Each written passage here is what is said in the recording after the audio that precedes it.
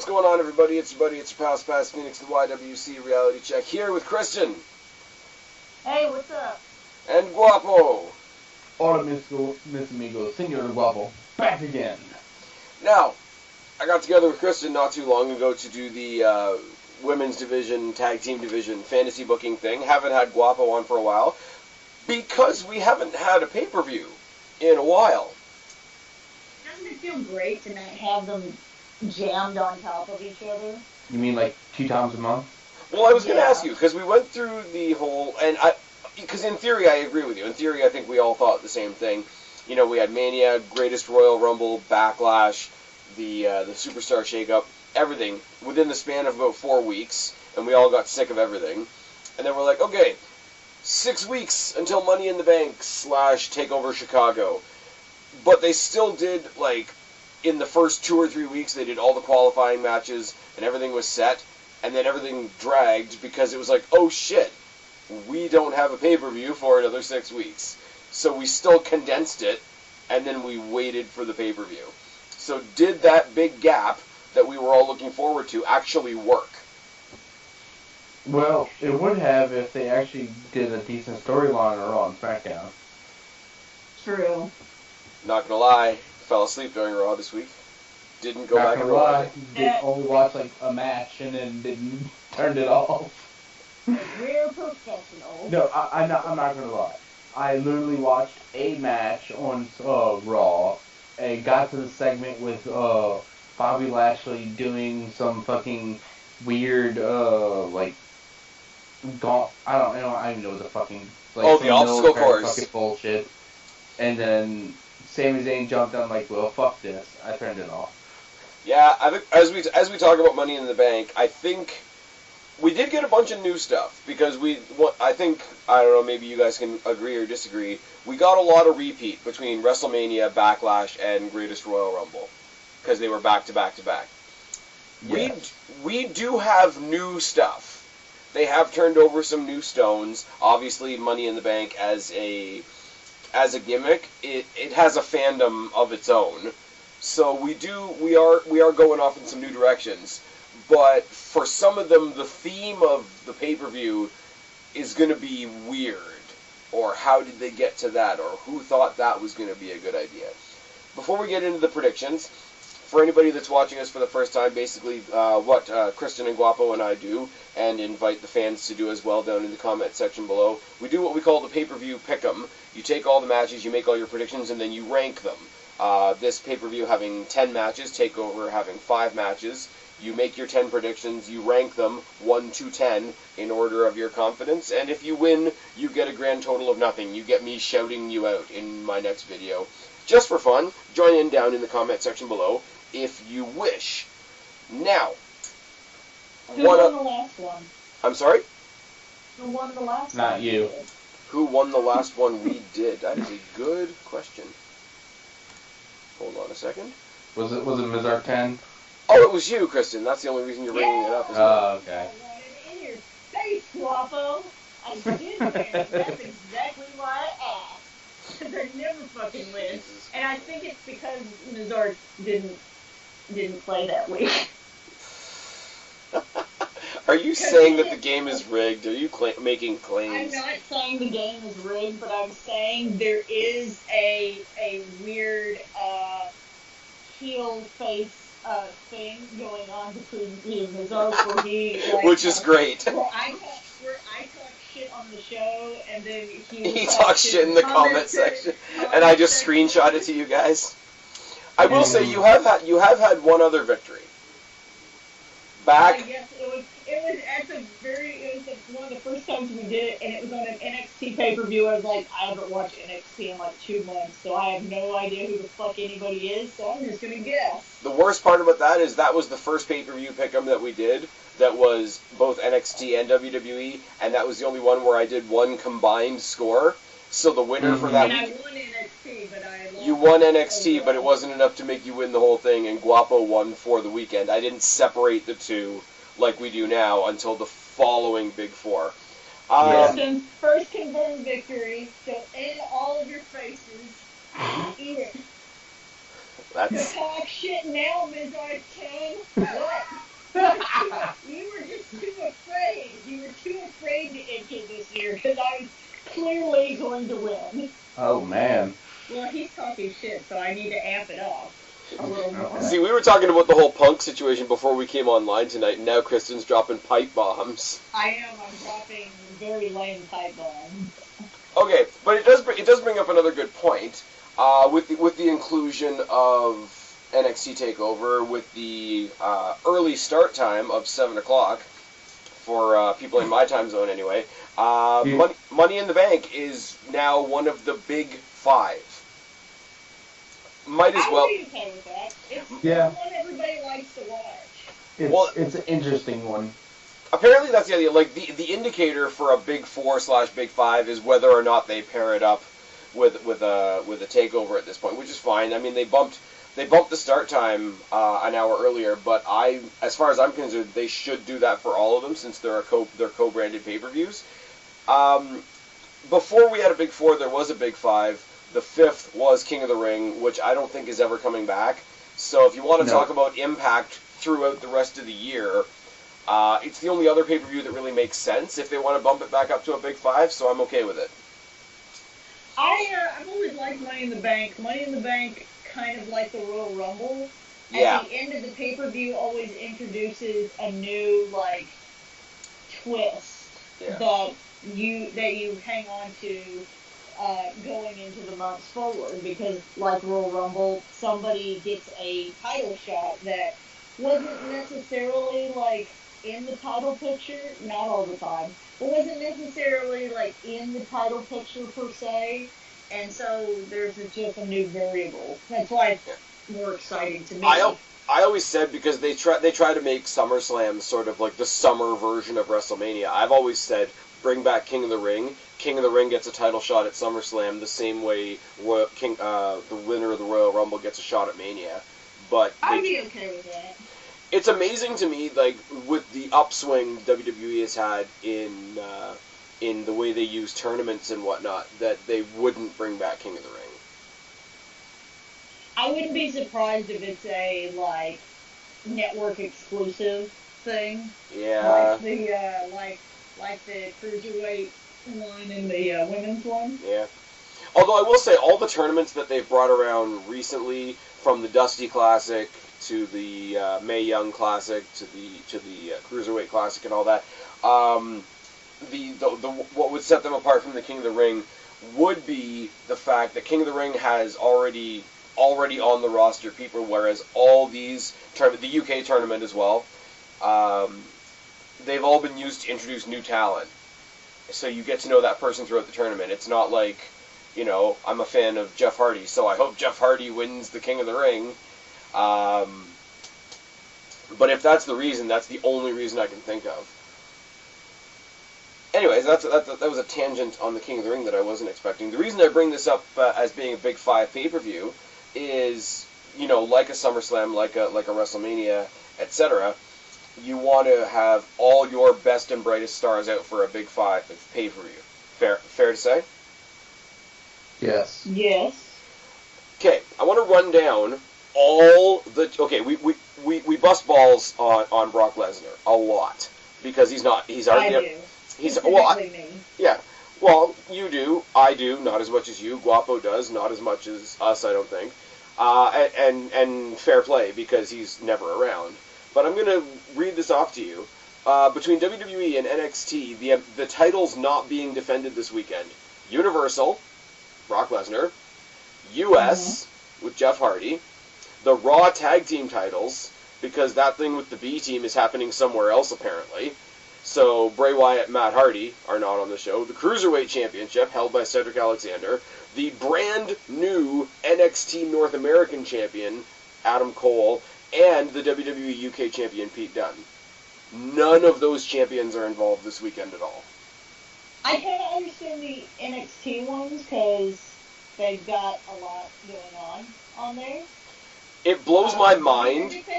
They're defending 3 out of 4 of their titles. It's true. But it blows my mind, A, because the North American title is a brand new title, I think they want to get some traction under it. But also, considering how we got to their tag team thing, which we're going to talk about later on with Oney Lorcan, Danny Burch, and the Undisputed Era, the other part of that feud the whole time has been Dunn and Cole, obviously Cole being the leader of the Undisputed Era. If you're not going to defend the North American Championship, I think it would have been the easiest thing in the world. Tack an extra 20 minutes onto the pay-per-view, have a champion versus champion, just with Dunn and Cole, no titles on the line, but just under that champion versus champion cliche, because these guys would tear the house down amongst a bunch of other matches that are already. Well, there's already going to be a lot of good matches on the show, anyways. Yeah. We'll get to it when we get to it. We'll get to it when we get to it, but it's just like the way we just watching the story. I'm like, it's like the two teams are fighting and the captains are on the bench, is how it feels to me. But when you consider they both hold championships and neither one of them is doing anything, it really, like, I would rather, like I say all the other champions as well, and we all know I'm a big fan of Jeff Hardy, but right now it's much more impactful to me that Adam Cole isn't defending his title than Jeff Hardy isn't. I wouldn't be surprised if some of the main titles get defended on. Do we have pre-show matches? We do have a pre-show, and it is the SmackDown Tag Team Championships, as far as I know. Is that the set? Really? I wouldn't be surprised if they add another one. SmackDown tag titles are on pre-show. I'm guessing this is going to be a SmackDown tag and Raw tag. Raw tag is not announced specifically for the pay-per-view. At least I don't think. It would not surprise me if that happens literally after Wait, we post. I thought they had the. I thought they were going against the B team. They are. I don't think it's at the pay-per-view, but I could be wrong. So literally, while we're recording, I'm going to check this if my browser decides to not be an asshole. I'm going. That's usually what happens to us. After we post this show, they announce another match on the pre-show. Well, even if it is, like, it hasn't factored into my rankings, and I've already redone my rankings once. So suck it, WWE. I don't know why I'm so aggressive towards them. I was going to say, you really are. I'm pretty amped up. I don't know why. It's not on the show unless they throw it together last minute and slap it on the pre-show, but we've got the 10 matches that we've got. So I kind of want to get the three really, like, what the fuck matches out of the way right off the bat, because I don't think we're going to have very much to say about them. Rematch from Backlash, Daniel Bryan versus Big Cass. And no one cares. I don't care about this. I mean, I understand that you had to kind of warm Daniel Bryan up to a main thing, but, like, really? Do you really not have anything else for him to do? Storyline-wise, this match is bullshit. I understand you don't want to shove Daniel Bryan into Money in the Bank. You just got him back, and, you know, you're being pretty fragile with him, and I think, wasn't his last, like, big pay-per-view match Money in the Bank?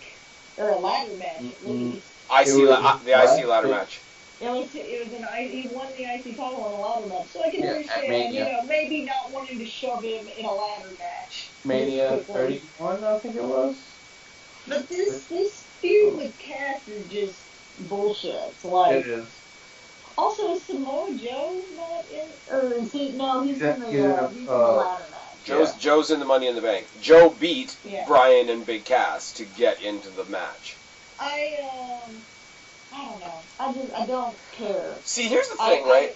And this is what I say about, like, most of the weird matches that we're going to talk about. I'm not against them. I just wish I cared. Because, like, as I say, it's a rematch from Backlash. I didn't hate their match at Backlash. Bryan got the win. It's his first singles pay-per-view match back, so they were going to give him the win. If it wasn't for that, I could have seen Cass beats the shit out of him, and he gets his comeback win here.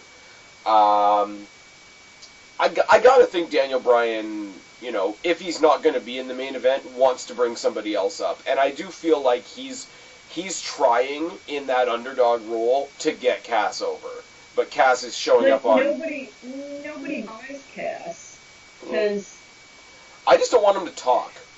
Like, his promos... like, whatever I like about him in the ring, which is sort of men's on men's anyway, depletes when he tries to cut a promo. And when he shows up to SmackDown with one of those "you must be this tall to ride the ride" signs from the carnival, I'm just like, fuck off, man. Well, here's at least my deal with Big Cass. When it was Enzo and Cass, and Enzo was hurt, and Cass was trying to have to kind of carry the banner by himself, he was struggling a little bit, but we could all, I feel, acknowledge that, like, hey, Cass is getting a little better. But he was getting better as, like, a face. And it's almost like when you turned him heel, and it wasn't against, like, something easy like Enzo, when you can't turn him heel like that, he's back to struggling again. It's like he has to learn a whole new character to try and gain momentum. He's just here's a question, and I actually have the promo chops. That's why he was with Enzo to begin with. And I just thought of this because Enzo didn't turn heel until he left Cass and joined the Cruiserweight division. Yeah. Would it have worked if Enzo, like, as a partner of Big Cass, thought he was, like, too big for his britches and, like, dumped Cass and went heel within the team, and he was the asshole trying to egg Cass on? Because I think it could have worked. We definitely saw that Enzo could pull off the heel thing. Yeah. I think it could have worked. Because Cass doesn't work as a heel. Like you say, he's not believable. He sounds like a goofball. All of that being said, though, I don't see this being a terrible match. It'll be alright, but I'm just not thrilled about it. I think Cass is going to get the victory that he should have got last time around. I've got Cass at 2. I got Brian at 9. Wow. I've got Brian at 7. I don't think they have any plans for Big Cass. If I were putting any kind of bet down, next, I could see him going the way of Zack Ryder and just kind of disappearing for a while, and then we see him on a list somewhere of "see ya." Wow. I don't think they have any confidence in him. I think the one thing they like about him is that he was big, because that's what happens with these big guys. Is they're like, "Ooh, you're really big. We're gonna push you up really quickly," and then they got like nothing for him. He's going to get let go from WWE, and then he can go be a bouncer at an Enzo rap concert.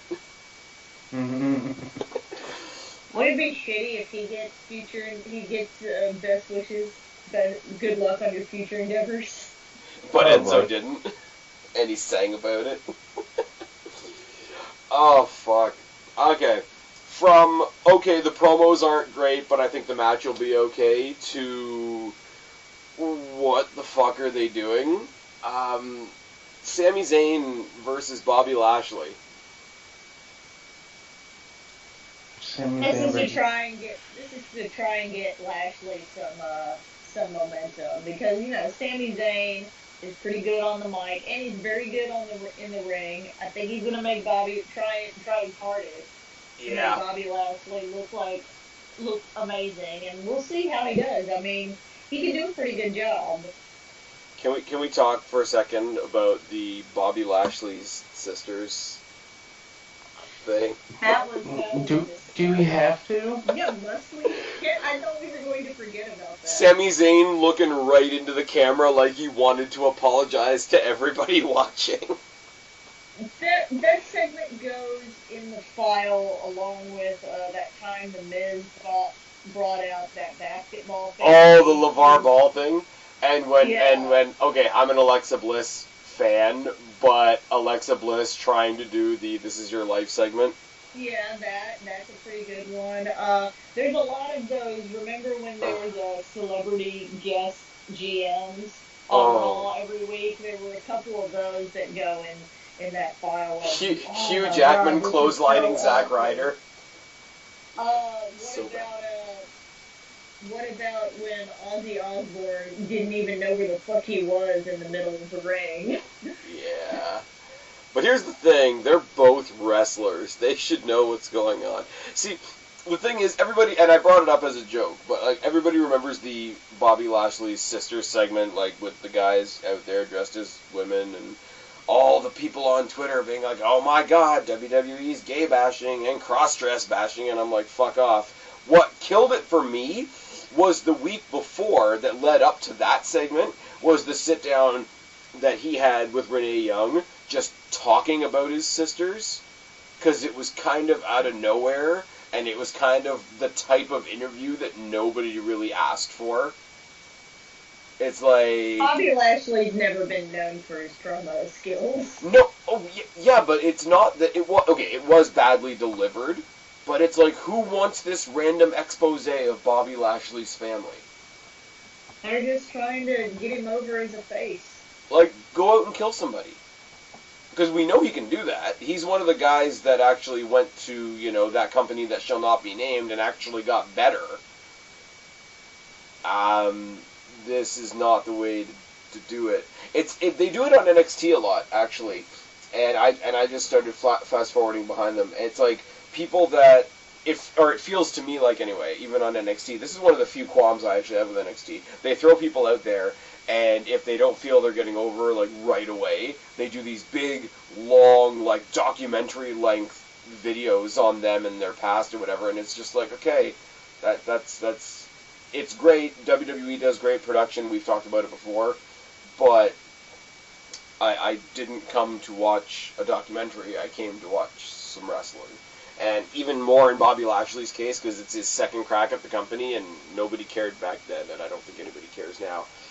Mm-hmm. I'm not very confident in it whatsoever. Somehow or other, Sami Zayn picks up a win here. I've got it at 1.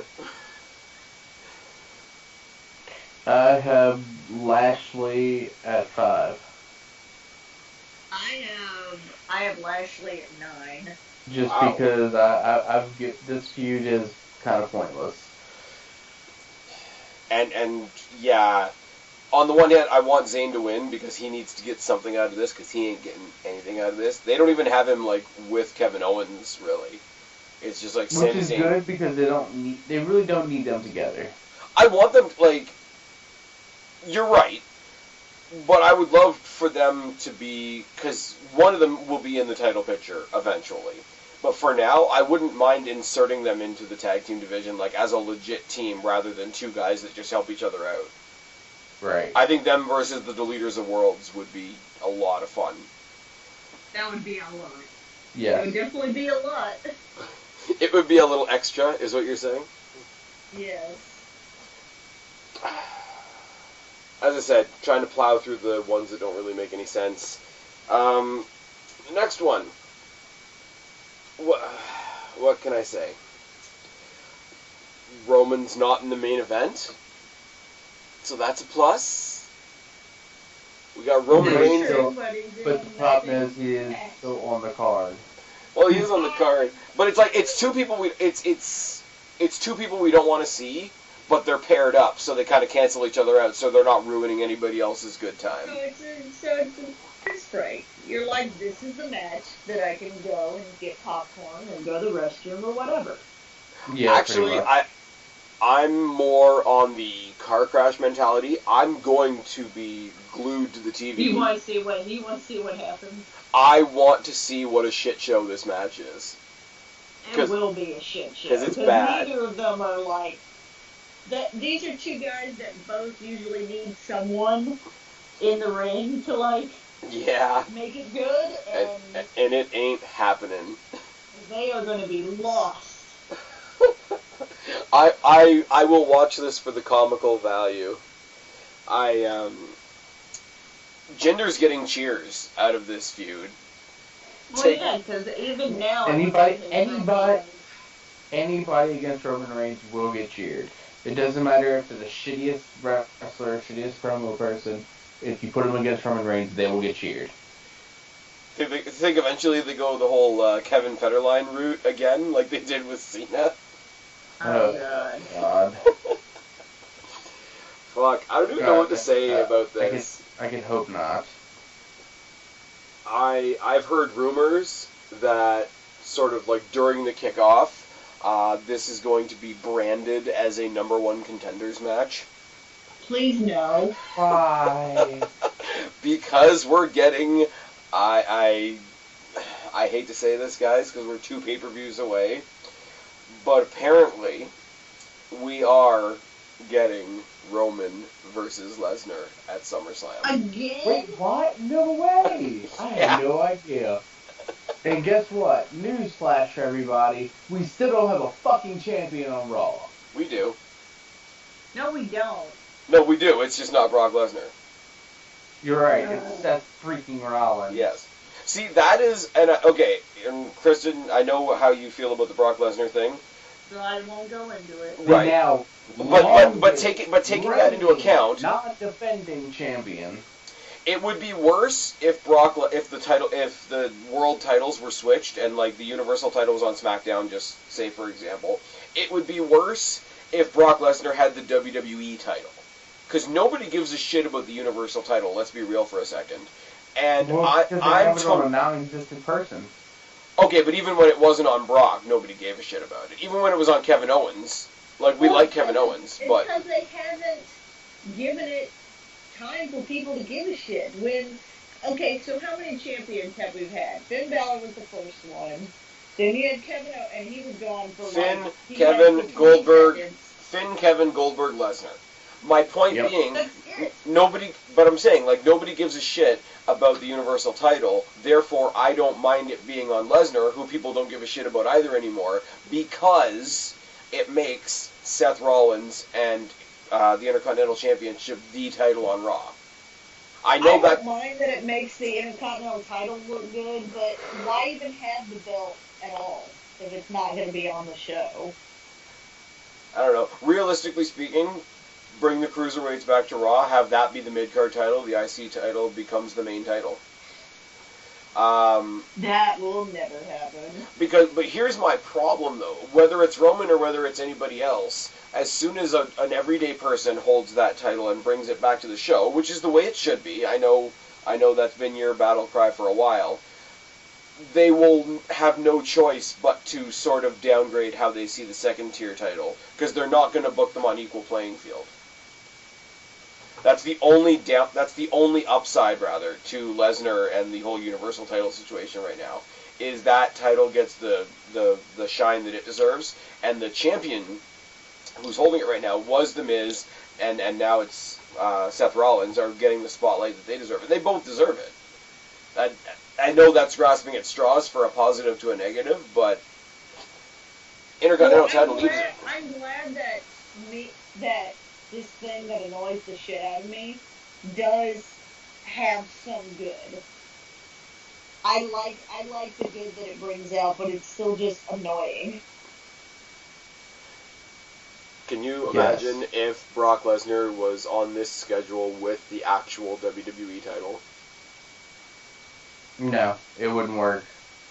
Because then he would legitimately have beaten CM Punk's longest title reign in the modern era.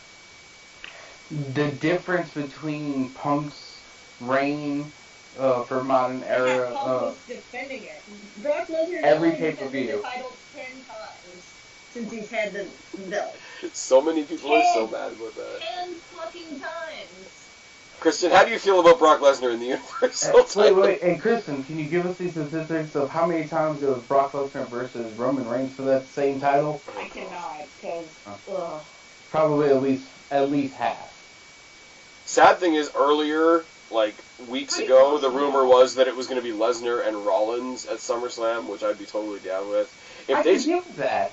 If they turn this into a #1 contenders match and it ends in a schmoz, can you imagine if we go into SummerSlam, Brock Lesnar versus Roman Reigns versus Jinder Mahal?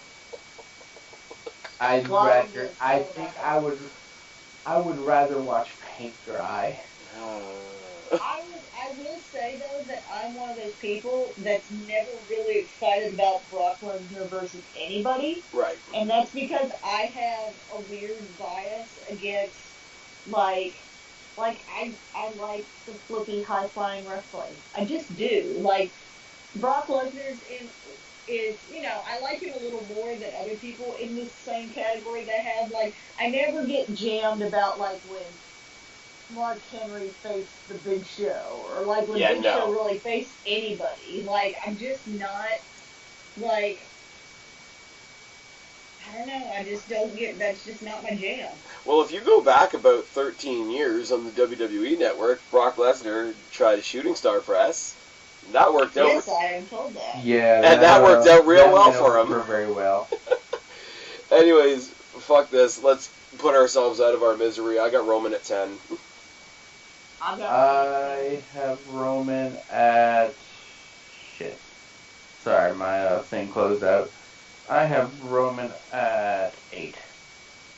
What are you more sure of than a Roman win? Yeah, what are you more sure of than that? Don't worry about that, okay? We'll get there. It's gonna be a thing that me and Spaz go, what the fuck are you talking about? Because there's always one or two on your list that we literally are like, I do not understand what this is. Look, so here we go. Okay. I'm calling this right now. Other than the ladder matches, I'm thinking this is going to be tied for match of the night for the Intercontinental Championship that we've been talking about so much. Seth Rollins versus Elias. This is going to be great. That's going to be a good match. Crowd's going to be hyped for this. I'm going to be hyped. Which is why it'll be like the third match. Yeah, that's kind of unfortunate. WWE always seems to do this thing where they put all the matches that you're kind of hyped for, like near the beginning, and then you like lose steam. Okay, yeah, but if you see how Backlash ended, they might rearrange that. Fucking. This was opening the show. Come on now. People leaving the arena chanting "Beat the traffic." Beat the traffic. I'm not gonna. WrestleMania, there were people like if they weren't leaving, they were chanting "This is awful." Yeah. For what? Backlash? No, for WrestleMania. Oh, Mania? No, we were chanting for the beach balls. In the beach balls, yes. See, here's the thing though, like, Elias is, like, the fan favorite out of, like, the newer guys. Like, the guys that are, like, still somewhat fresh out of NXT. But at the same time, Rollins is reaching that stage again, where he was a couple years ago, where people are kind of seeing, and, like, apart from the Intercontinental Championship even, he's just getting right back into his stride, and people have sort of decided again that he's the guy. So he's the guy, and Elias is the new guy. And other than the fact that you're going to need something to tell the two of them apart, it's going to be a great fucking match. I agree. Yes. It's going to be a good match. But how does it go? I have Rollins retaining at 4. I'm iffy on this one. I always reserve my 1s and 2s for, like, most of the time for the Money in the Bank matches, because they're just all over the place. Well, each Money in the Bank match, you're getting 2 chances to win, so I made it a little nicer for you guys. I got Rollins at 9, because as good as this match is going to be, I don't see it being like a one-and-done thing.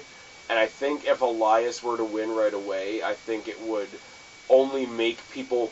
If they took the title off of Rollins, it would make the fans want Rollins versus Lesnar more, which would make the fans hate Lesnar versus Roman more, and I think the WWE knows that. For the amount of times in the past couple of weeks that they've tried to sort of pair Roman and Rollins up to sort of get some of that shine onto Roman, which isn't working at all. Nope. Never will. And I have Elias at 4. There you go. Because simply just because I feel like they want to get the massive amount of heel heat on Elias, and having him. I wouldn't hate that. Having him beat Rollins for the IC title, becoming IC title holder, which that belt will be good on Elias. Yeah. Then you can leave that, make the feud hotter, and he can get a lot of heel heat off of Rollins, or put heat on him, stuff like that, and he can get a lot of storyline and stuff like that done to where they have a big story, a big thing going into SummerSlam, if they want to keep that feud going there. If not, then you do have the option to pull Rollins out of it and try to figure out, okay, to make fans happy and to make this actually work, we can somehow weasel Rollins into this SummerSlam match against Lesnar.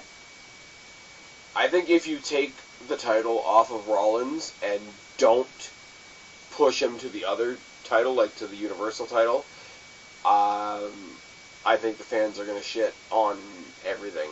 Like, I think that with the way the fans are, because Rollins is making that title look so good, and he even said to Elias, like, yo, you didn't need to jump me. I've been out here every week seeing who wants a shot. You could have just come and grabbed one. Like, it's been that simple. It's sort of the same way, in a good way, that Cena did for the U.S. title for a little while. And, I mean, they can't do that too much. The whole, I've got a mid-card title, I better have an open challenge.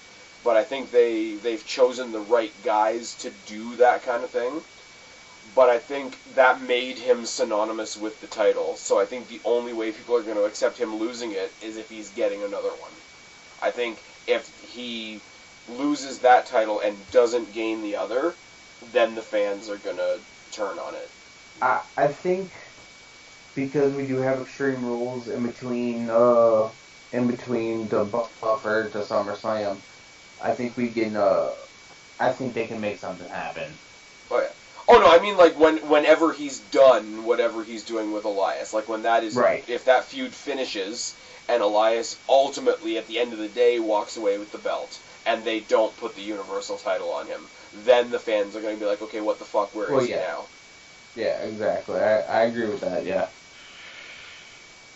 Okay, so kind of an interesting one. Kind of. I don't know how to feel about it other than I'm looking forward to literally see what the match itself looks like. The Bludgeon Brothers versus the Club. I think this is going to surprise I'm us. kind of indifferent. Yeah. I hope it'll be good. I don't care about the story. I don't care about the story. I don't care about the titles. This is one of those literally like, and I've been wrong before. Remember when I tried to say, oh, look, it's Bray Wyatt and Ryback. Let's give this a chance. Mm-hmm. And that was bad. Somebody nearly died. I think this is just sort of forget everything else and watch these four guys fight. I think it's going to be good. Bludgeon Brothers, since they came back with the new gimmick, even though it's cheesy, they've had the aggression to sort of get over the cheesiness of the gimmick. Club just recently moved over to SmackDown, so if they're going to get a bit of a reboot and some re-importance, I wouldn't mind it. It's going to take me a minute to actually believe it, but I wouldn't mind it. I'm being hopeful, though. I got Gallows and Anderson at 3. I have Bludgeon Brothers at 7. I hate to say it because I love Gallows and Anderson. I have the Club at 3 as well. Nice. I don't know. I don't see them taking the titles off of the Bludgeon Brothers just yet. Do you think if they lose the titles already that it hurts them? I do. I think so right now because SmackDown needs that dominant force of a tag team. Which, as much as I love the Club, which if they do win, I'll be happy with that because then they win. But once we get to the WWE title, I can get more into that. But See, I just think I still think the Bludgeon Brothers, like, even though they've sort of distanced themselves from Wyatt, I think they still have some residual. I mean, people love Luke Harper. Yeah. Not so much Eric Rowan as a singles guy, but they love Luke Harper. They love the Wyatt gimmick. This is sort of a spin-off from that, but there's a bit of the same feel still. And they've been there for a while now. They're NXT guys, so we always have a little bit of extra backing for the NXT guys. The Club suffered a lot of damage on Raw with the amount of goofy shit that they did on Raw. That was just really bad writing for them and bad storylines because... Oh, no, but I'm saying, like, they suffered from that because, like, these two guys, especially, I mean, like, I didn't know Carl Anderson until they came back as the Club. But, I mean, like, Gallows, even when he was Festus, which was a fucking dumb gimmick, you believed it because he did the whole bell thing and he fucking destroyed people. And then, like, when he was the hired muscle, like, sort of the backup for CM Punk and the Straight Edge Society, he was the muscle. When he was in TNA for a little bit, he was the muscle for Aces and Eights. Leave my opinion of that faction aside. Why could they not come back? Why could they not come back? Even if they did it in the prototypical WWE way of, like, here's the fast guy and here's the strong guy, they could have come in and destroyed people. But instead, they were in doctors' outfits with Dana Brooke and cooking their balls and stupid shit. Because WWE doesn't know how to use tag teams. They're notoriously bad about it. They need to book them like the outsiders.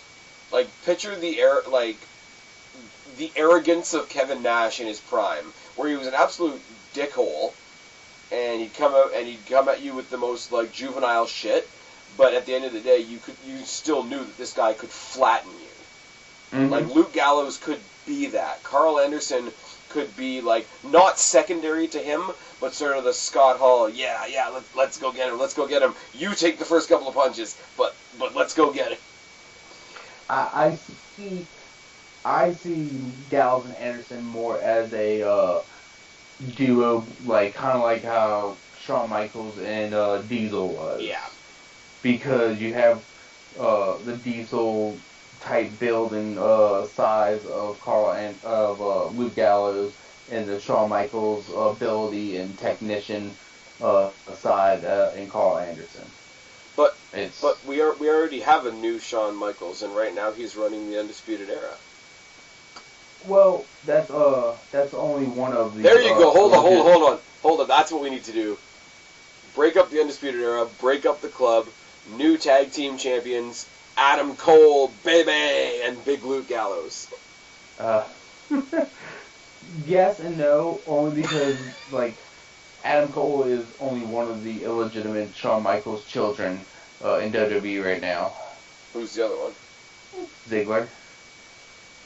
Yeah. No, he doesn't belong to Shawn Michaels. He belongs to Billy Gunn. Yep. Oh, yeah. and Tyler Breeze belongs to him. Billy Gunn. Billy Gunn, Dolph He is everything. He's more of a mixture in between. I mean, Ziggler is more of a mixture in between if Billy Gunn and Mr. Perfect had a kid. Ziggler is like the first clone of a human being. They just cloned Billy Gunn. No, here you go. 4 generations. Mr. Perfect, Billy Gunn, Dolph Ziggler, Tyler Breeze. Oh, God. Jobber's job. Anyways, how are, what the fuck are their names? Dolph Ziggler and Drew McIntyre. How is that team not on the show? Them versus the Deleters of Worlds would be another. I don't know. They should, because they need a spotlight. Okay, hold on. SummerSlam. There's your match. Triple threat. Deleters of Worlds versus Dolph Ziggler and Drew McIntyre versus Kevin Owens and Sami Zayn. Interesting. Make it happen. Okay, promos for days. Now we have the match that proves that Alexa Bliss was telling the truth about Nia Jax all along. We got Nia Jax trying to bully Ronda Rousey. Why? She's fighting Ronda Rousey, so she bullied a jobber in the ring, and now they're gonna fight, and it's gonna be weird, man. Well, I don't even care about all that. Like, I'm just like, it is way too soon for Ronda to be having a title match at this point. That's the initial thing, but, like, even if you were going to throw her in this early, you don't do it when Nia Jax is champion, because no offense, as I've been saying, Kristen, as you and I have been saying for a long time, Nia Jax ain't terrible, but she's not the one that's going to carry the match. Well, and Ronda's been doing really good lately, but she's not like amazing at it yet. She can't. Yeah, you're right. She can't carry a match. I don't know. No. I think it's going to be a shit show. I think they're going to hotshot her the belt to go hand in hand with her going into the UFC Hall of Fame. And I think it's going to be bullshit. Well, And that's all I got. yeah. I cheated on this one a little bit. If you go look at betting odds, the odds are in Nia's favor. You're going to make more money if Ronda wins, but... Yeah, I don't know. I don't know. It would be kind of shit regardless, but I have Rousey at 3 just because they can give Ronda her first loss right away. But see, here's the thing. I wouldn't mind her losing, right? I really wouldn't. Either, but I wouldn't. But you can't have her, if she's going to lose, you can't have her lose to somebody like Nia Jax. And I'm not saying that because Nia Jax is terrible. Ronda Rousey, if they're going to have her lose, they could have her lose to somebody like Asuka. They could have her lose to somebody like Charlotte Flair. Nia Jax is not Charlotte Flair, to say the very least. Mm-hmm. Clearly. I think you take a big chunk out of her stock if she loses to Nia Jax. Unless there's some shenanigans. Could be shenanigans. Like we could get a... What are you saying, Spaz? Well, they're doing this whole angle where Ronda Rousey and Natty Neidhart are, like, workout buddies. And Natty's totally riding it like, well, now that my friend Ronda Rousey is here, I think it is a little too perfect, and she's a little too, like, off the wall to have friends. So Natty either comes down to help her, fucks it up, and costs her the match, or comes down, turns on her, or comes down, causes a distraction, there's a no contest, whatever. Don't really have any faith in any of those, but they're trying to tell some kind of story there. I got nothing. I still think Rousey's winning, and I've got her at 6.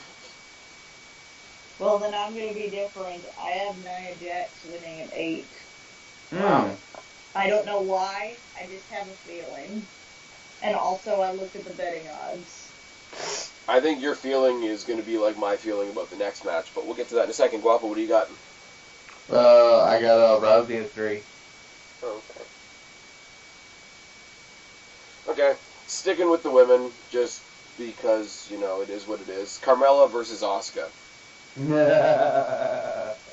It's funny. That's what I was going to say. It's funny because we're going to watch somebody die. I don't think so. I think there's going to be shenanigans.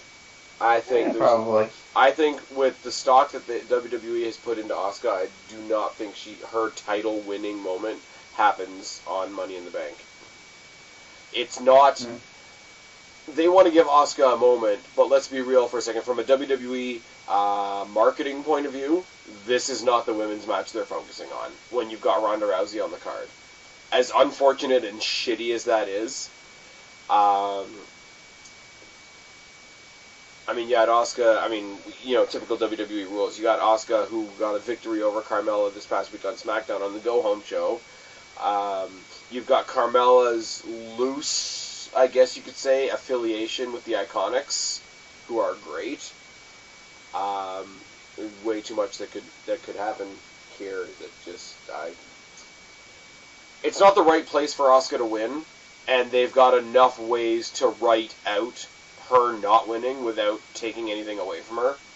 So I got Carmella at 7. I have, for all the exact same reasons, I have Carmella at 6. For the reason that I really don't feel like they would allow Asuka to lose to Carmella, I have Asuka at 10. Really? I think it'll be shenanigans. I don't think it'll be... I feel like there will be shenanigans, however, I feel like it's more than time for Asuka to get the title. Even though, yes, it is on Money in the Bank, but as we did state, Money in the Bank has become a much bigger show. True. So to have that highlight, one of the bigger highlights for the show, other than the actual Money in the Bank matches, you put the title on Asuka, and you get her steam started, so that by the time we get to SummerSlam, we have a big rematch with Asuka versus Charlotte. Yeah. Oh, I do totally agree with you that she's overdue, and you could give her the title in a day. I thought the rumors were it was going to be Rousey versus Charlotte at Mania this year. I'm saying SummerSlam. I was gonna say Rousey versus Flair is the one that I want to see at Mania. Like, no disrespect meant to Asuka. Obviously, we all know Asuka's awesome, but it's like the Nakamura thing. It's like, well, who do you want Daniel Bryan to face now that he's back? Oh, everybody says Nakamura, and I'm like, Nakamura's great, but I'm sorry, I would rather see Daniel Bryan versus AJ Styles on a proper pay-per-view stage, not just on a one-off on SmackDown. It's the same thing here. Nothing against Asuka.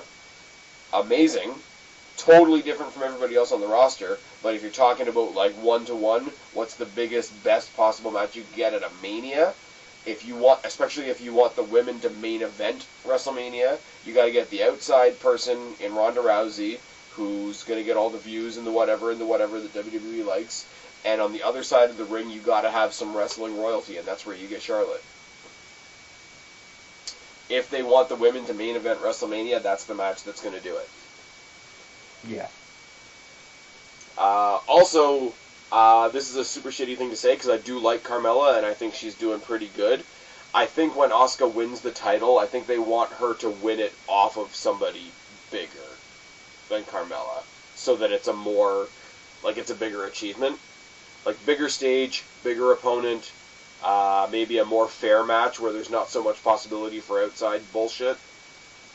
Like if she was on the show, like Sasha Banks is on Raw, obviously, I would love to see. Lost my train of thought. I would love to see Asuka win the title off of somebody like Sasha, so she can turn around to Charlotte and say, "Hey, we fought over this at WrestleMania. I couldn't get it off you. Let's see if you can get it off me. I got it off somebody credible. I'm giving you a shot." I wouldn't mind that at all. Sasha Banks with the 5-head, though. Yeah, we've only got 3 matches left for Money in the Bank. Sorry, it's late in the day. I'm losing my train of thought. Men's Money in the Bank match: Samoa Joe, Kevin Owens, Bobby Roode, Braun Strowman, The Miz, Rusev, Finn Balor, and one of the New Day. Now, when I said it to you, and I'm going to say it to everybody else participating in the pay-per-view pick'em, you get 2 picks for this. There's 4 from Raw, 4 from SmackDown. So you get a Raw pick and a SmackDown pick. If it's going to be a SmackDown guy, I think it's going to be this. If it's going to be a Raw guy, I think it's going to be that. It's going to be the same for the women's when we talk about that in a second. But, first of all, one of the bonus questions, because I don't think it's been announced yet, so I'm using it as a bonus question. I don't really care. Which member of the New Day do you guys think it's going to be? Ladder match.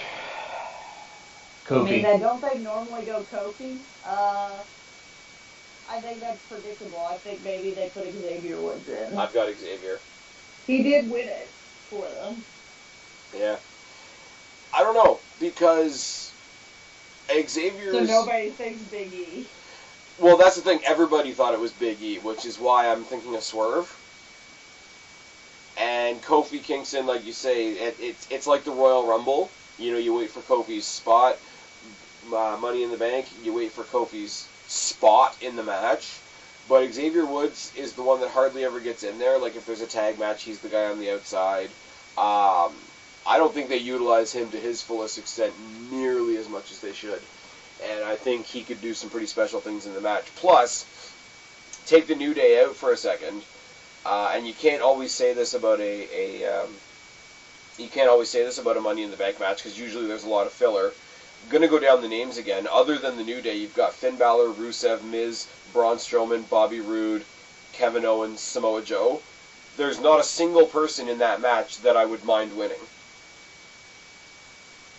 I agree with that. I'm okay with it all. I think it's going to be a great match. I think it's going to be pretty spectacular. Hopefully they, I think they will because they've been kind of moving more towards this. I hope they give it enough time. Yeah. Well, with the 4-hour time slot, right?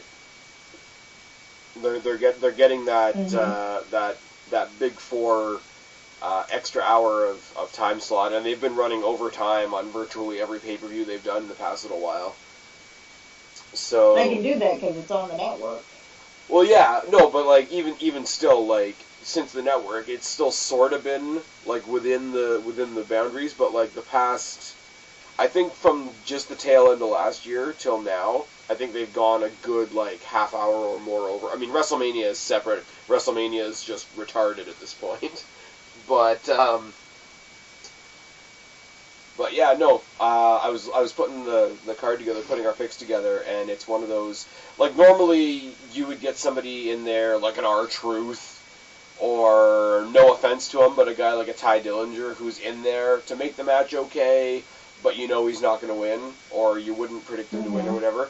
Literally any of these, even if it is Xavier, like if they want to pick one of the New Day and give them like a rocket pack push that nobody saw coming, I wouldn't mind it. The rumor was Big E for a while.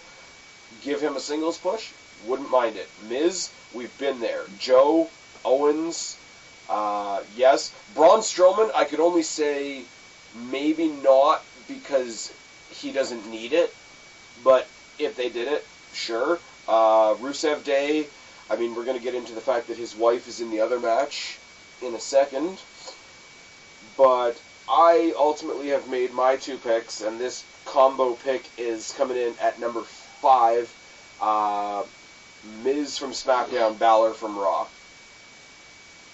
I have the exact same thing. Jesus I Christ. have my number 2 pick. At 5? Yeah, at 5. Holy Christ. Exactly same thing. Y'all are crazy. We do not compare our answers before we come live, guys, whether you believe us or not. Well, I mean, you can listen to all the shows. We rarely put the same number and the same pick. Typically, especially a combination me and Spaz pick. are the ones that end up doing that more often. Yeah. What do you got, Guapo? My number 2 pick for Raw, Balor, SmackDown, Joe. Okay. So, almost the same across the board. Almost. Now, basically... I do enjoy the Miz. Miz was definitely hardly considered. However, I feel Balor getting it on Raw would be awesome. And if Joe had it, it's just that extra, like, oh shit, Joe has it. Fuck. They need I wouldn't mind Joe getting it because they need something to do with Joe. He's just kind of been in limbo since he came back. That's true. But you know what? Joe's almost kind of a guy that can be in limbo, because at any moment in any match, he can just like walk out in the middle of a match and be like, I'm gonna fuck this up because I feel like it. That being said, I just had a thought, because we've got this New Day thing going on, and we don't know who's going to be in it, and that sort of thing. Money in the Bank's obviously no disqualification. What's to stop all of New Day from coming in and just fucking everybody up? And like not saying it and not saying it and not saying like who the actual competitor is, and just like laying everybody out and then being like, okay, Xavier, peace, we'll see you after you win. Sort of like the Royal Rumble that started off as Nexus versus the Core, and then everybody else went and fucked off. It would actually be a really cool way to turn the New Day heel. Just like. Yes, but I don't think that they'll make them turn heel. Also, I feel like there's more than enough competitors in the Money in the Bank to neutralize the New Day. Yeah, but how many of them get along? That's the fun part of it, right? But then you just have Braun Strowman that can knock out all 3. True.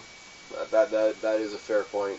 But I mean, if there are any shenanigans, I mean, at least on the Raw side, we know we can have law and order restored by the newly installed bald Constable Corbin.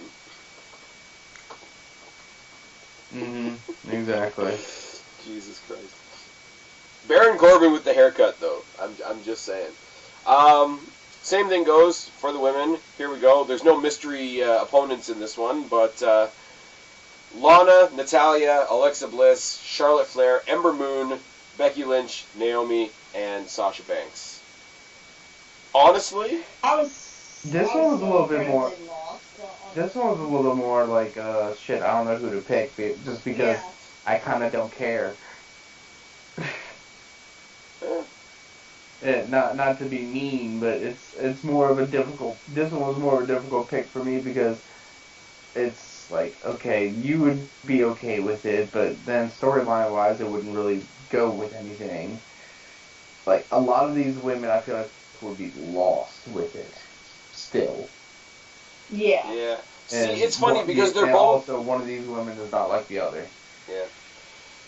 Hey, I wasn't gonna say anything about Naomi. I was gonna be nice tonight. Not the one I was talking about, but yeah. Lies. Okay, I was gonna say something about Naomi, but it wasn't gonna be nice. It's funny for me, like, okay, all joking aside, like all the my opinion of Naomi and all kinds of other people's opinion of Lana, etc. aside, it's funny because the men's match is 8 guys, and nobody looks a hair out of place, right? This one is also 8 people, and it feels like there's too many people. Yeah. I don't have any logic to that. It feels like, in all reality, take my own opinion out of it as much as I possibly can, you could pop probably Naomi, Natalya, and Lana out of this match, and it would be awesome. Like, if it was Alexa Bliss, Charlotte Flair, Ember Moon, Becky Lynch, Sasha Banks, you'd have a great match. I'm pretty sure, whether she wins or not, I'm pretty sure the highlight of this match is going to be Ember Moon. Probably. But my 2 picks... we all know one of these women will die. Yeah. Sasha Banks probably going to go for... Sasha Banks is going to go for a suicide dive. I hate to say it, but one of my picks is probably be the one that dies. Okay. I got Ember and Becky. Oh, Yeah, my God. Ember. What do you have them at? 4. Okay, we don't have the same number, but I picked the exact same people. We didn't do this, guys. We didn't do it on purpose. At I what? Ember Moon and Becky as well. At 2. Okay. What? Well, guess what? We were halfway there. With my number 1 for SmackDown, I got Becky, and for Raw, of course, I'm gonna pick Bae.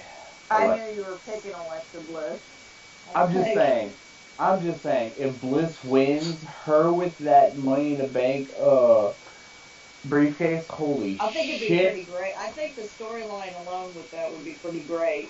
I think it would too, and you guys know I love Alexa Bliss, but I think the uber sarcastic heel with the briefcase we just finished with Carmella, and especially since she cashed in so recently, I can't put my finger on it because I didn't say the same thing for the guys. I think I'm going with they're going to give it to a babyface no matter who it is. Like, if they give it to Charlotte, I won't be surprised. If they give it to Naomi, I'll gag, but I won't be surprised. Sasha, I wouldn't be surprised.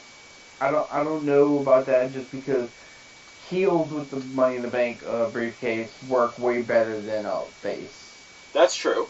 But you can always have the baby face that does it the quote unquote right way, and it's like, okay, you leave it a couple months. Calls them out, or it's like there's a pay-per-view like Fastlane or whatever, and whatever title match happens, and then at the end of the match they come out with their briefcase and it's like, see you at WrestleMania or something like that. Oh, the difference between the sneak attack and calling your shot.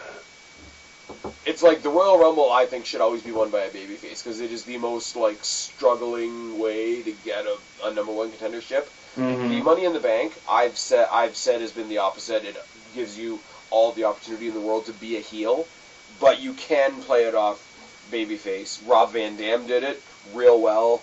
John Cena, for whatever we say about John Cena, did it relatively well. CM Punk was a babyface and just came out and didn't give a shit and still managed to stay babyface. You can do it. I could see Ember Moon pulling like some Finn Balor demon vibes, and if there's a heel with the title, I could see her like lurking in the background. I really hope it is her. I'm picking her and Becky because of the duality of the pick, but I really do hope it's Ember Moon. Because everybody else has been, other than Lana, has been a champion. And well, before...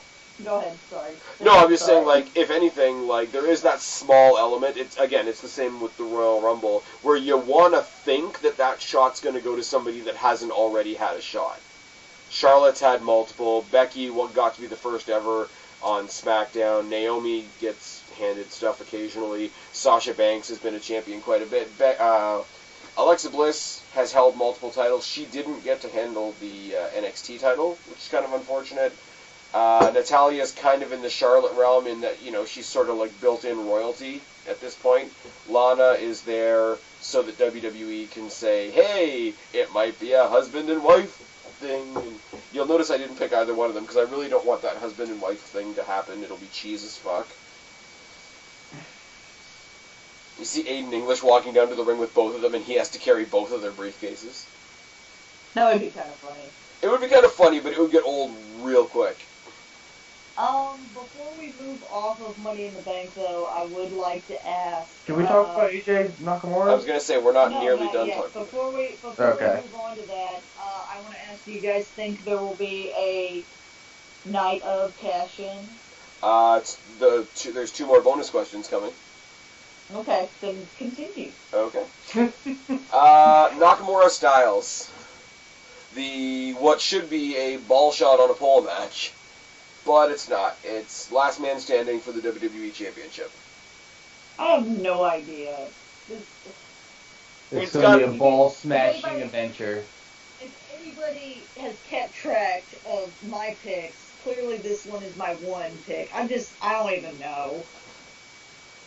I got Nakamura at 8. I got Nakamura at 6. I have Nakamura at 1. Simply just because the Japs will have gold. Jesus Christ. Why'd you have to phrase it like that, dude? I mean, that's what it's going to be. Nakamura's going to be champion. Nia Jax is going to be champion. I'm Nia Jax. Wow. Nia Jax is not Japanese. Asuka. That would be like if Roman Reigns and Nia Jax won. It would be the night for the Samoans. For a minute, I thought he was like... I had a brain fart, okay? No, I assumed that you were like, Jax is close to Japs. It's fine. Wow. That's close enough. Like, I literally thought that what you were going for, and I was like, dude, really? You just put that on the internet. Nia Japs. I meant Asuka, damn it. I respect the Japanese I don't know. culture. I think it says something for me for how much I love these guys fighting and how much I'm digging the heel Nakamura character. I don't care that it keeps ending on nut shots. It doesn't affect the enjoyment of the match for me in the slightest. I will say, for the last for Backlash, that was probably the best match they've had in a while. Yeah. Can we just go back a second and notice that Guapo was like, I respect the Japanese culture. I watch Ring of Honor. I said New Japan. New Japan, whatever. Isn't that like the I can't be racist, I am a black friend excuse? I also watch anime, damn it. Hey, I picked Ember Moon. I'm allowed to make fun of Naomi now. Anyway. I'm just saying. In my defense, at least I did not buy Bound for Glory. Let's just be honest. All of us have said something that, like, after it came out of our mouths, was like, that sounds really fucked up. I did not mean it that way, but it sounded really fucked up. The amount of fucks I give at this moment are absolute zero, so... So what you're saying is the abacus to count the fucks that you do not give is huge?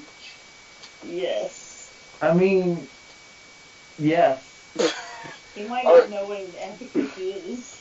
What? I know it. What the fuck are you trying to say there? Huh, Kristen? You trying to say I'm an idiot? I don't know what No, I'm abacus trying to is. say you're a baby and much younger than Spaz and I are. I know what an abacus is. Thanks, Kristen. Thank you. Put me out Sorry, on, we're all... put me out on fucking blast like that. Anyways, I so date let's go to older the... women, so it's fine. I know these things. Oh my god. Why'd you have to say it like that? True. Guapo's got that t-shirt, I drink and I know thing. Yeah. Actually, I do. If you don't, you should have that shirt. Oh, I do I'm drink. going to I get do t-shirts things. printed that say I'm the nicest asshole you're ever going to meet. Seeing as Kristen jumped the gun on my last I'm sorry. my last two bonus questions for the Money in the Bank portion of this. It's basically two of the same question. Does the male winner cash in on the same night? Does the female winner cash in on the same night? I'm saying whoever wins the male one will not. Whoever wins the female one, I'm going to guess yes because I think it's a possibility. I'm thinking the opposite. I think, the male can't. Especially, what do you mean the male can't? Lesnar's not there. That's only if a Raw guy wins. If it's Raw. If it's a SmackDown person, maybe? I think if the Miz wins, I think he might, and if AJ wins, I think he might do it. My money's on no. For both? Both. Okay, so for those of you still watching, those are the bonus questions. Who's going to be the New Day participant? Are the male/female competitors going to cash in? And as I've been doing the past couple of times, if you share this video on Twitter, obviously tag me or else I'm not going to see it, you will get an extra 3 points for the Money in the Bank portion and an extra 3 points for the TakeOver Chicago portion. I'm going big with the bonus points this time around, so don't let me down. And that includes my co-hosts. Hint, hint, nudge, nudge. Do we get at least one extra for being on the show? No. No. Shit. No, you gotta be obnoxious like Kristen, like hashtag give me my fucking points or whatever the hell you wrote on I there. am obnoxious about Hashtag it. give my fucking points. Hashtag fuck Liz R10. Ooh. I never say that. I swear I saw the hashtag somewhere. Anyways. I'm not going to deny that happened, but I don't remember it happening. But it also sounds like me. It sounds like something I would do. This is going off the rails like a monoxide podcast. Yep. Anyways. Only 5 matches. Speaking of, go to Monoxide, 1, 2, 3, 4, 5, 6, whatever the damn thing is, and check it out over there. No, I like Monoxide's show. I listen to you guys most of the time. I know. It goes off the rails really quick, especially when we get on the subject of Daddy Trump. Or Wogan Matt. Yeah. Hang on. Since we're putting Monoxide on blast, I would also like to internet shame him. Oh no. Internet I'd shame. like to internet shame. Shame. I'd like to internet shame. So, Shame. last week I went to Washington D.C. with my family. And, Oh no. went to Washington D.C. with my family, and took a monuments tour where you get on a bus and they drive you around all the monuments. And I took a bunch of pictures. They're on Instagram, but I also put them up on Facebook. So Monoxide is on my Facebook. I posted one of a selfie of me and my mom and dad and a monument in the background, or not a monument, a memorial, a memorial in the background. There's a difference. And Words. Monoxide, there is a difference, and that goes into it. Monoxide goes, oh look, it's Daddy Trump's house. It's the Lincoln Memorial in the background. Yeah, but Trump probably bought it. Spaz may not think that's as funny, but for anybody that knows what the White House and the Lincoln Memorial look like, they are not the same building. So, Monoxide didn't know that what the Lincoln Memorial looked like, or he doesn't know what the White House looks like. I think he was just trolling. He was just trolling, but I'm still going to put him on blast about it. He then also, when I said, well, that's the Lincoln Memorial, so no. And he went, and so he tried to correct me and put Trump Memorial. And the reason why I say there's a difference between monuments and memorials are for people that are dead when you build it. Monuments are for people that, when you are building it, are alive. That's why technically the only monument in Washington, D.C. is the Washington Monument, because when it was started construction, George Washington was still alive. Fun fact. I thought they renamed it to the Clinton. They definitely did not, but that is a running joke. Alright, moving on. We got finished. Let's do NXT. NXT Takeover Chicago.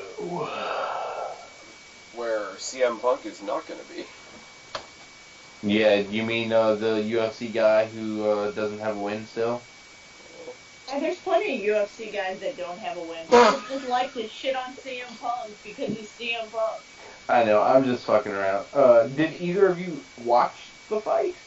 I heard he did a lot better than his other one. I watched it. I'm not going to say that I paid to watch it, but, yeah. I mean, of course you did, Guapo, because you are a good American citizen who doesn't Exactly. steal shit. Exactly. I didn't get sent a link that torrented and broadcasted a live broadcast, because that's illegal.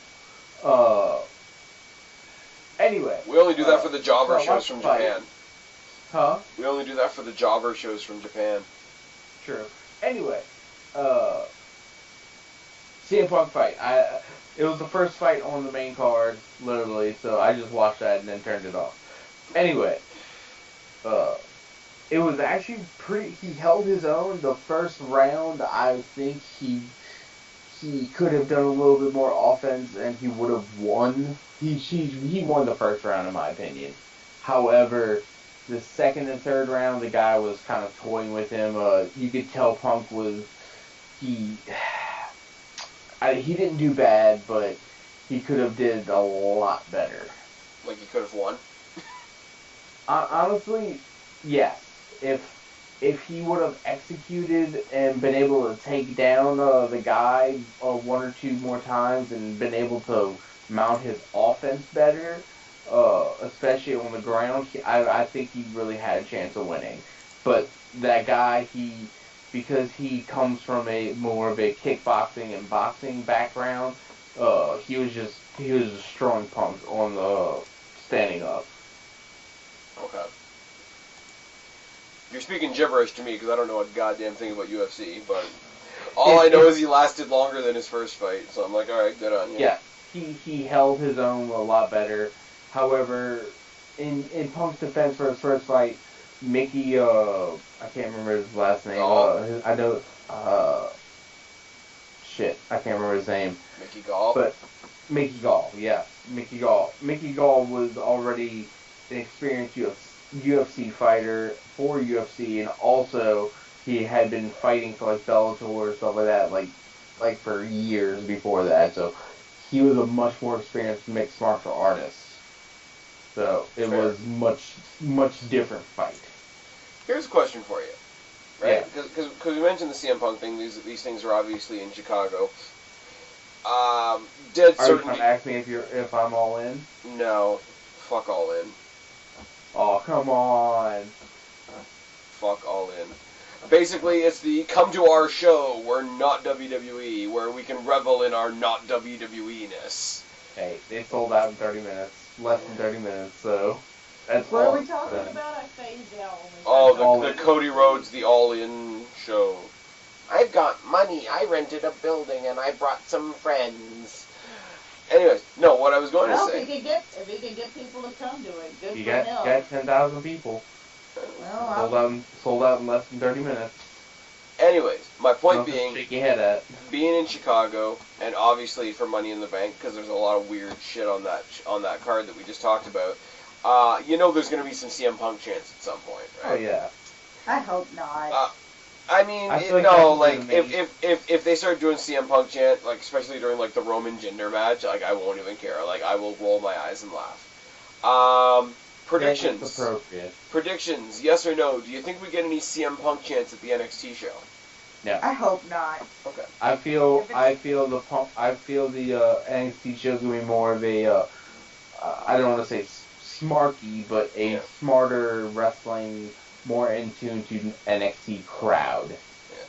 I think the fans like have a built-in want to sort of like huddle around and protect NXT. So I don't think they would. It's gonna be more. It's gonna be more of a this is NXT. We have more respect for NXT and these wrestlers than the people on Money in the Bank. What kind of shit show do you... I know he doesn't want anything to do with wrestling right now, so it wouldn't happen. But like, if he wanted to do like the best troll job in the world, can you imagine what would happen if he just like showed up, not because he was part of the show, but like bought himself a legit ticket. In a skybox. No, not skybox. Like bought himself a legit ticket, like front row hard camera. Yeah, he would that not would be be hilarious. shit on. Also, they would probably have him move. Yeah, that's. I doubt Punk could ever get a ticket front row hard camera, because as soon as he went to his seat, or before he even got to his seat, they would tell him, "Hey, look, we need you to move non-camera side. We'll put you front row, but you're not. There's no possibility." He'd be one of those guys or they'll tell him, "Hey, look, we're going to refund you and comp you skybox." And see, I don't see the appeal of a skybox because you're like the furthest from the ring. Like I don't. You get your own private like concession stand bar. Yeah. But like, I don't want that. Merchandise stand. I don't want that because like that's a very sterile way to watch wrestling. My sister got us it wasn't really a box per se, but it was in like a very special section that only had like maybe 10-15 people in it, and you went into a special entrance, and I think it was for like SummerSlam or something, or when it was in Houston at one point. Maybe it wasn't SummerSlam. I don't remember what movie it was, but we had our own entrance. Like you had to show your ticket before you could even get to the area it was in. And then once you were in there, like you had your own merchandise.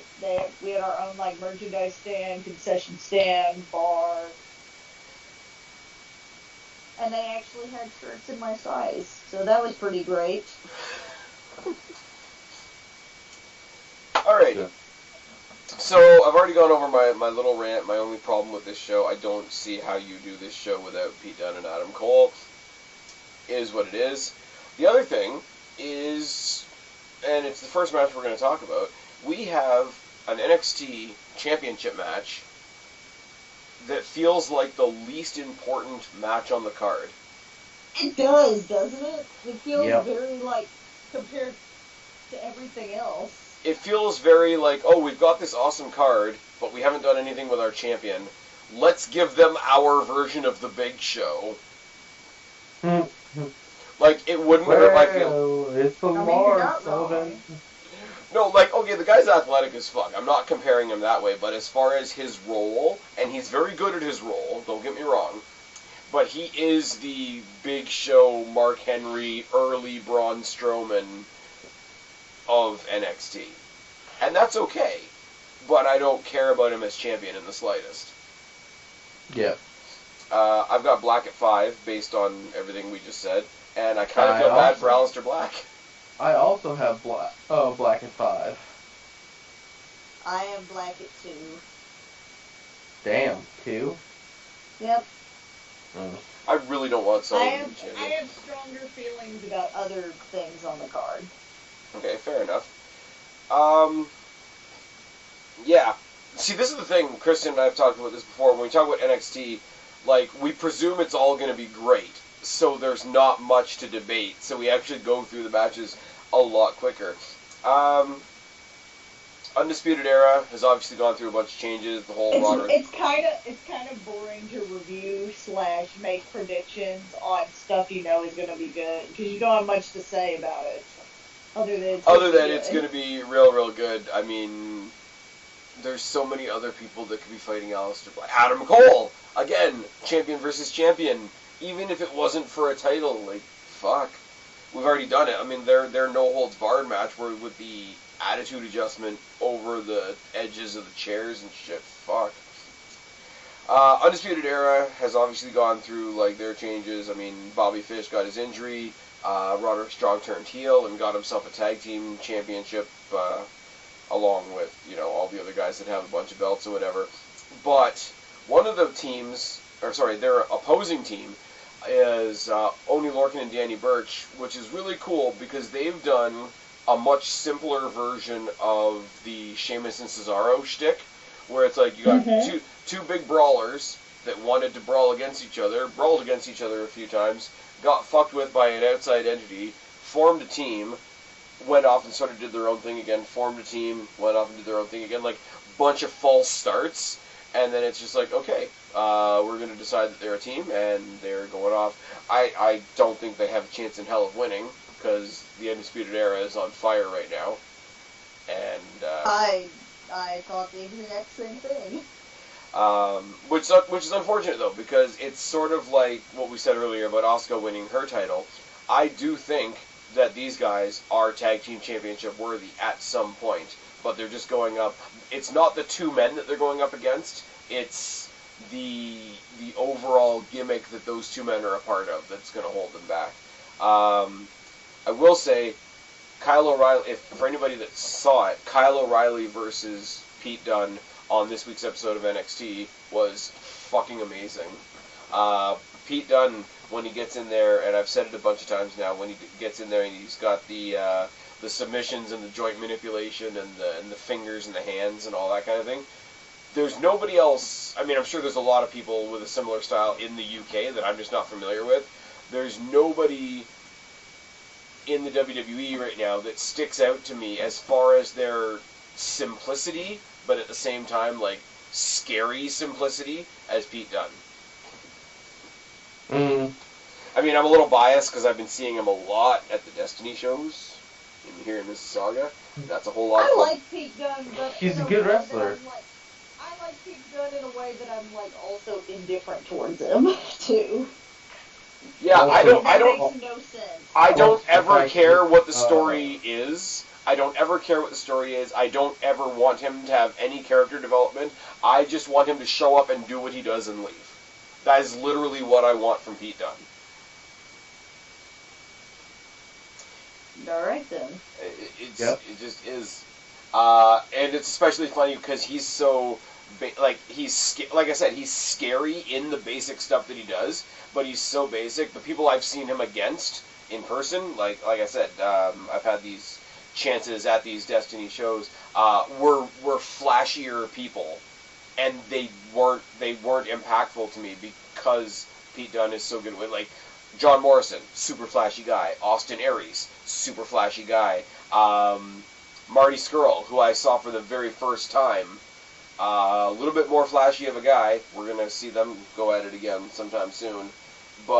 And their flashiness was overshadowed by Pete Dunne's simplicity, which, like Kristen said a minute ago about her statement, doesn't make any sense, but doesn't make it any less true. Why isn't he on this card? It makes me mad. Anyways, so I've got, for the tag team title match, which we were talking about a second ago, I've got the Undisputed Era at 4. I've been winning at 3. Yep, Undisputed Era 3. Okay. Match I'm looking most forward to, because my girl's in it. Shayna Baszler versus Nikki Cross. for the NXT Women's Championship? I would like to hear your thoughts on this. Mine? Yes. I like it. I like that Nikki Cross is having an effect on Shayna Baszler, like a step back effect, but in a way that doesn't take away from the fact that she's completely scary and dominating herself. Because she's not backing away scared. She's backing away like, what the fuck is this? I don't remember whether it was last week or 2 weeks ago, there was a scene where basically they did this little sub-story with Shayna Baszler and Dakota Kai, who I fucking love, who is like the best babyface woman in WWE right now, I'm pretty sure. Dakota Kai is Bayley done properly, but I digress. And, you know, obviously, end of the match, Shayna Baszler's beating the ever-loving shit out of her. Nikki Cross comes down, makes the save, grabs friggin' Shayna Baszler's belt, and Shayna Baszler's on the ramp, like, what the fuck? Nikki's like, come on, let's do it. We're gonna do it right now. You and me are gonna fight right now. And Dakota's gonna be the referee. And they went through this whole big thing where Nikki hits the purge on her. Dakota Kai counts the pin. Nikki does like a victory lap around the NXT arena, like chilling in the crowd with the belt like she's won. And all you hear is Mauro Ranallo, like, super quiet on commentary. And you're like, somebody's gonna have to tell her that she didn't actually win anything. I'm sorry, like, so many people try, and the most recent example I can think of is Dean Ambrose. So many people try to do crazy and it comes off goofy. Nikki Cross does crazy really fucking well. Yes. And I mean, this proves why she didn't come up to the main roster with the rest of Sanity, who haven't actually debuted yet. Because they're waiting for their matriarch. Fair. Hey, yes, they're matriarch. I really want her to win. Did you have to think about that for a quick second there, I Kristen? thought you were talking about Eric Young, and I'm like, you mean patriarch, right? And you were talking about Nikki Cross. Yes. Yeah. I really want Nikki Cross to win, but I don't really have any faith in them to write it that way, because I really think they're trying to make Baszler into the NXT Ronda Rousey. Yep. And I've warmed up to Baszler. She sort of had a little bit of a rough ride trying to impress me because she was going up against people that I liked, like Ember Moon, now like Nikki Cross, Dakota Kai. But there's a weird, different kind of seriousness to how she approaches things. And it's not any better than anybody else, but it makes her stick out. And at the end of the day, that's what's going to get you noticed, right? I got Cross at 2. I got Baszler at 2. I have Baszler at 5. I think this is a no-brainer. I think they're not taking it off of her for a while. I see her holding it. Nikki Cross is going to move up to the main roster to help Sanity destroy the shit out of everybody on SmackDown.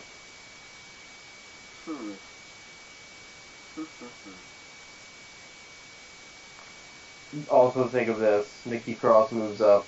We get Nikki Cross versus Asuka.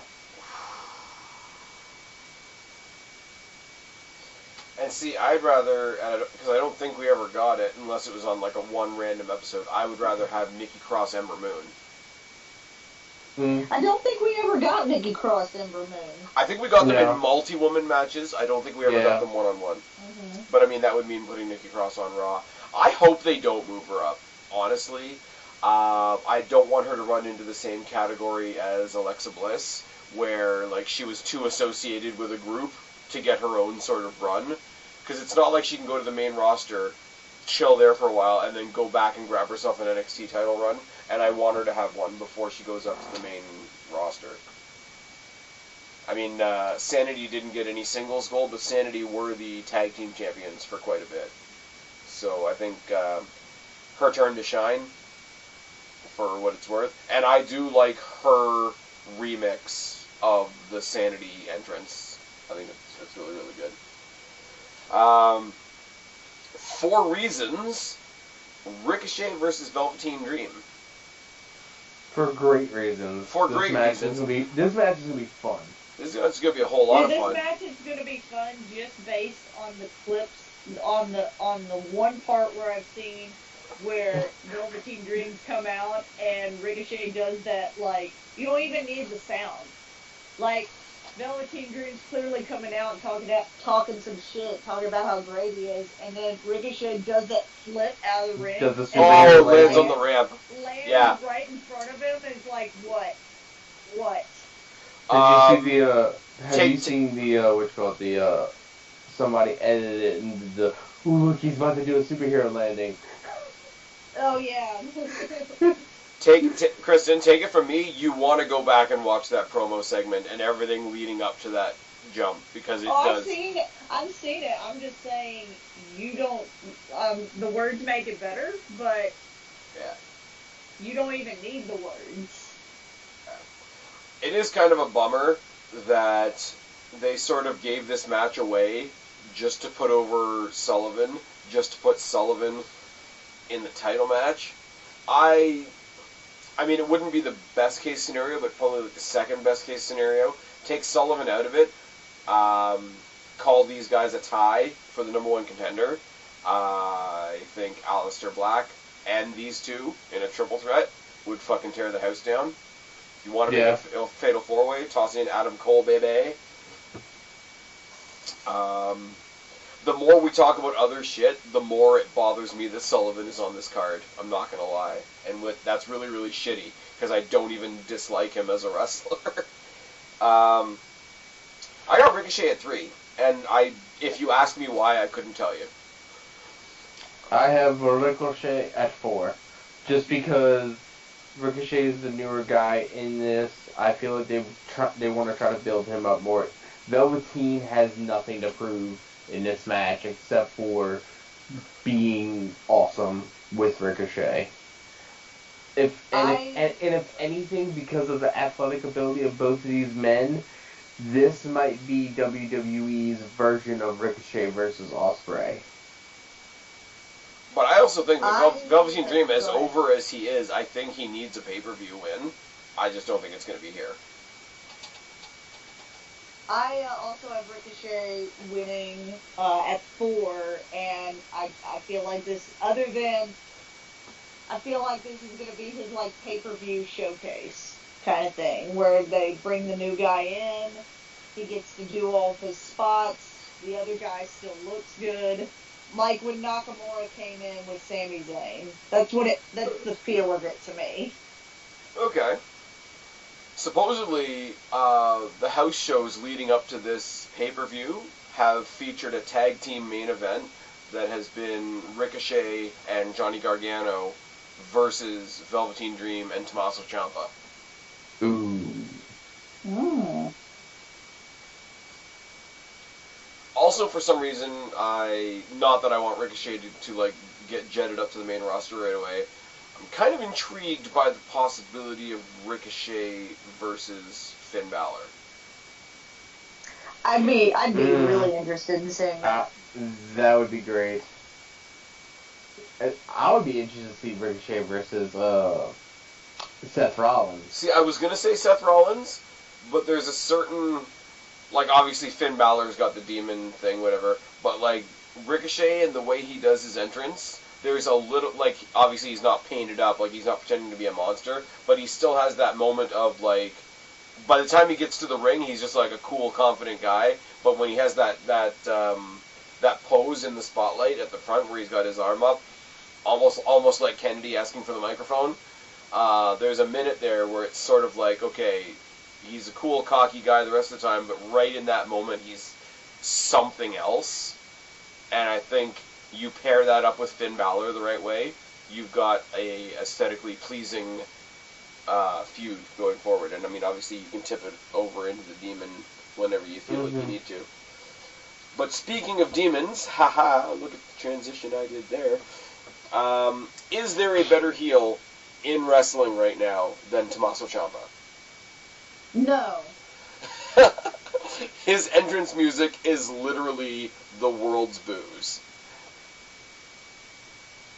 Yes. That is a thing that's happening. Can I go ahead and This state what's feud's probably amazing. gonna be? Can I go ahead and state what's probably going to be an unpopular opinion? But No. Well, then fine. Fuck you, Guapo. this is a very Go ahead, aggressive. state it anyway. Going to anyway. The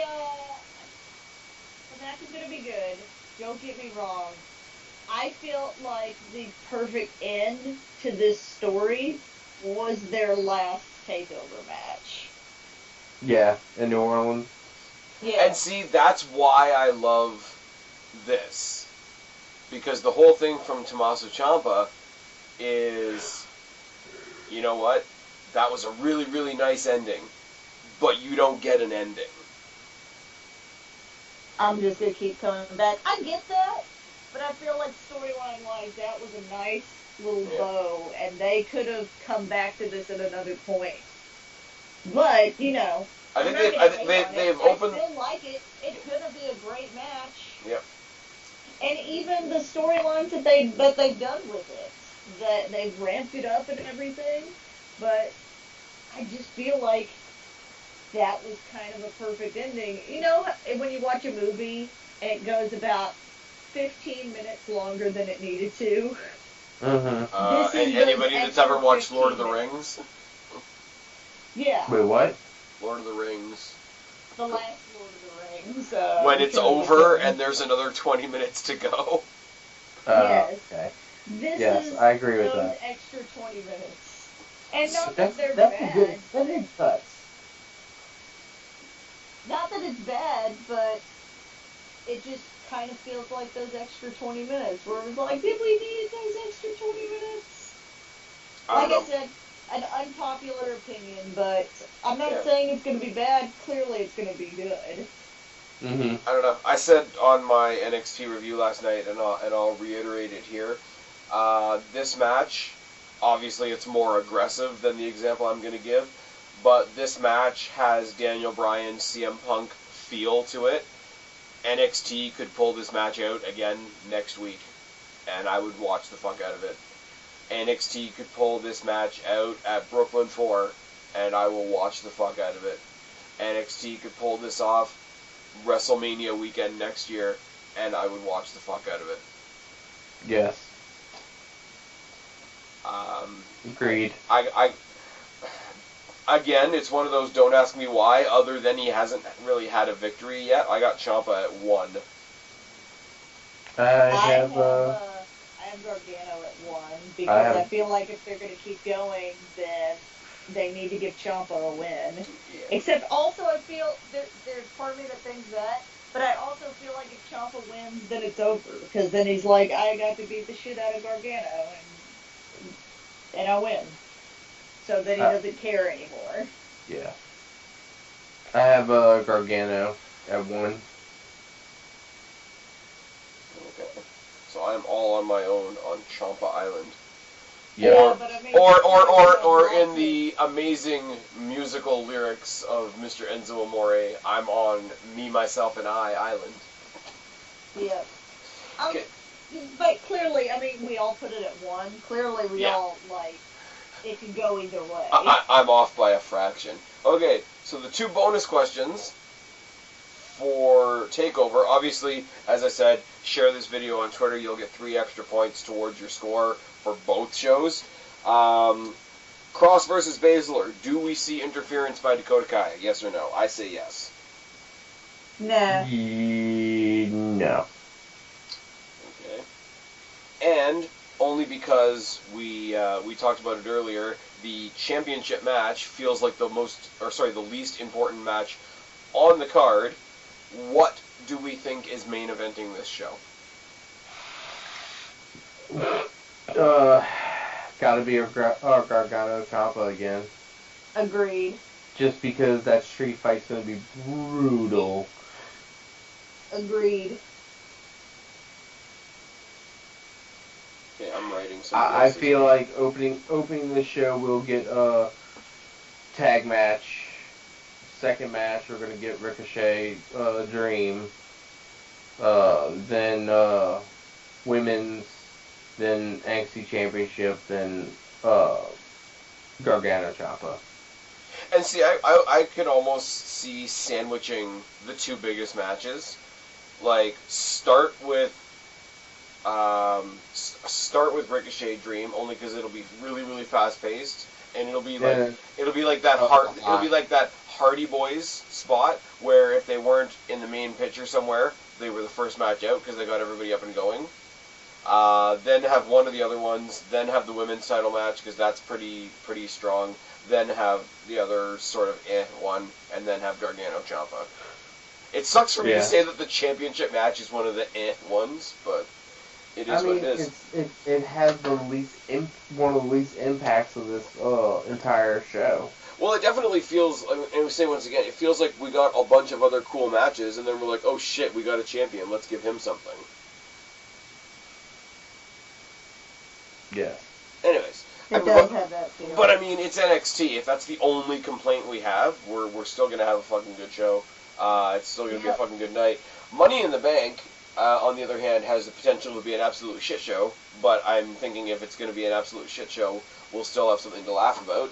And fortunately for myself, I got Monday off, so I'm going to watch that shit show and then watch Twitter blow up about it. We talked the shit out of that. That was 15 matches and then some, and it's late in the day. But it's still not as exhausting as Mania was. Oh, Jesus Christ. Well, Mania / Greatest Royal Rumble / Backlash / We literally had 2 pay-per-views in 9 days. That little sandwich that we had between Greatest Royal Rumble and Backlash was bizarre. Nothing like having a Saudi Arabian pay-per-view at 9 a.m. on a Friday. All we got from that was Titus World Slide. And the worst part is, for that entire show, the only thing I watched was like after the 10th entry. I actually watched the whole show that night, only because I had nothing else to do. And I'm like, okay, 50-man Royal Rumble, they're going to do this. What killed me about that was the imitation Yokozuna, because apparently the Saudi prince had specifically requested Undertaker, Ultimate Warrior, and Yokozuna. Oh, Lord. Yeah. I guess you gotta appease the oil princes. Well, I'm over this, guys. I'm going to bed. I have to be Yeah. up at work Me in too. like 5 hours. Fucking, yeah, me too. Understandable. So, I don't even think I'm posting this until tomorrow. Take us out? I don't know, you're all the way over there and I'm all the way over here. And you haven't even hit on me yet. Tell them where to find you. Like that feline on pretty much anything. At Guapo_504 on Twitter. Go to Kristen's Twitter for links to our other crap.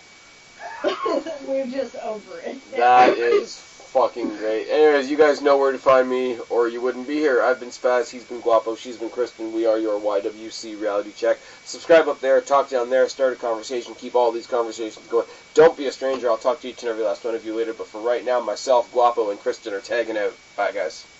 Adios, Miss Nice. Amigos.